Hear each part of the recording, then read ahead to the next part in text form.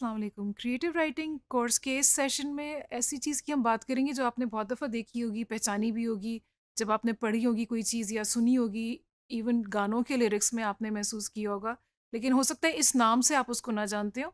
तो इसका नाम पैरेलल स्ट्रक्चर है। It's not such a big thing. इसकी मिसालें हम देखेंगे तो आपको आइडिया होगा कि ये बहुत फ़ेमिलियर और मानूस चीज़ है आपके लिए।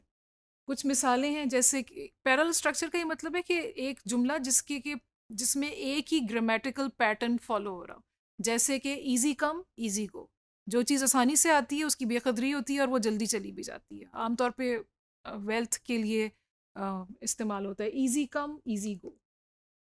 लाइक फादर लाइक सन, जैसा बेटा वैसा बाप। He came, he saw, he conquered.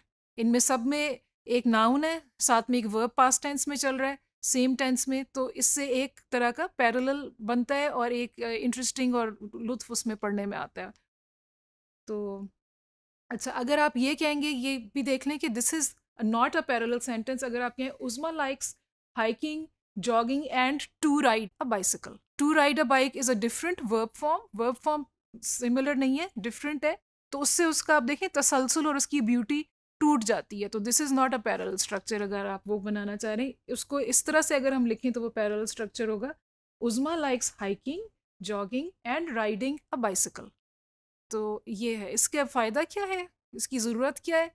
ये छोटी-छोटी ट्रिक्स हैं जो राइटर्स यूज़ करके अपनी राइटिंग में इंटरेस्ट पैदा कर सकते हैं, बाकी लोगों से उसको डिफरेंट कर सकते हैं। इसमें एक फ़्लो है, आसानी से ये पढ़ी जाती है चीज़ क्योंकि वो रिपीट हो रही है, जो उसका ग्रामेटिकल पैटर्न है वो रिपीट हो रहा है, तो ये एक फ़्लो में पढ़ी जाती है चीज़। इसके अलावा बात क्लियर भी होती है, उसमें कोई कन्फ्यूजन नहीं होती। अगर आप उसके जो है उसका वज़न बार-बार चेंज करेंगे तो उसमें थोड़ी-सी कन्फ्यूजन होती है। इसमें एक अपनी तरह की क्लैरिटी है। तो कभी-कभी ये पैरेलल स्ट्रक्चर्स भी इस्तेमाल किए जा सकते हैं। कहने का ये हरगिज़ मकसद नहीं है कि पूरी राइटिंग आपकी पैरेलल स्ट्रक्चर्स के ऊपर बेस्ड हो, क्योंकि वो यकसानियत का शिकार हो जाएगी। इन चीज़ों को आप ऐसे समझें जैसे कि कोई मसाला है जो आपने खाने में थोड़ा-सा ऐड करना है to add a little bit of interest and taste. उसके अलावा इसका एक, जैसे पोइट्री का एक रिदम सा होता है और एक उसका बहाव होता है और उतार-चढ़ाव होता है, वो इसमें क्रिएट होता है पैरेलल स्ट्रक्चर की मदद से। So that's why it's a good device to use. और ये इसको याद रखना भी आसान होता है। ये कैची होती है, मेमोरेबल होती है, जैसे कि मुहावरों की तरह।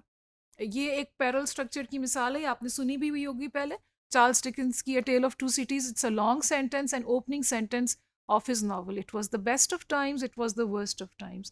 It was the age of wisdom, it was the age of foolishness. It was the epoch of belief, it was the epoch of incredulity. It was the season of light, it was the season of darkness. It was the spring of hope, it was the winter of despair. Lots of opposites, लेकिन वो parallel structures में अपने consistent रहे। ये तो Charles Dickens ने किया है। आप लोग क्या करेंगे? आपके लिए असाइनमेंट है, आपने करना ये है कि आपने कोई 2 बहन-भाई आपने कैरेक्टर्स ले लेने हैं। हो सकता है आपकी ज़िंदगी में असल में कोई आपके इर्द-गिर्द हो, या कोई आप खुद अपनी सोच से, अपने तख़य्युल से कोई क्रिएट करें 2 कैरेक्टर्स। बहन-भाई हैं या 2 भाई हैं या 2 बहनें हैं, कोई भी।